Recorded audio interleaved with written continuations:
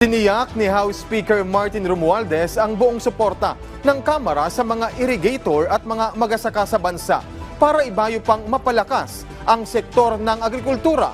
Pagdiin ng House Leader, ang food security ay nangangahulugan din ng national security, kaya't dapat lang itong tutukan. May balitang pambansa si Meleles Moras ng PTV. Alinsunod sa hangarin ni Pangulong Ferdinand R. Marquez Jr. na ibayo pang mapalago ang sektor ng agrikultura sa Pilipinas, tiniyak ni House Speaker Martin Romualdez ang buong suporta ng Kamara sa mga irrigator at mga magsasaka sa bansa.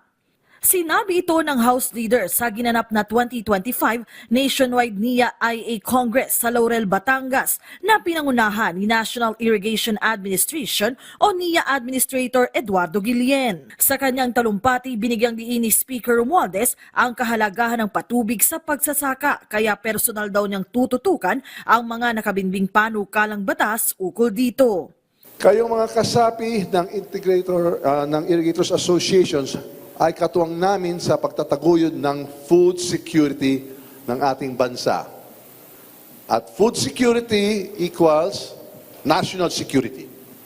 Kaya sa Kongreso, tinuturing namin kayong mga frontliners ng food supply chain.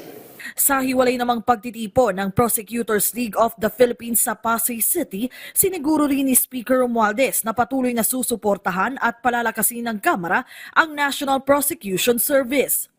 Ito ay para na rin anya mapaigting pa ang justice system sa bansa. I feel a kinship with all of you.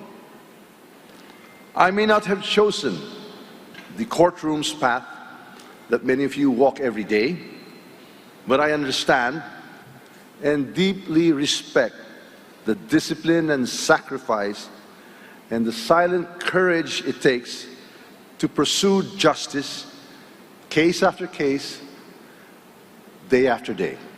Mula sa PTV, Meleles Moras para sa Balitang Pambansa.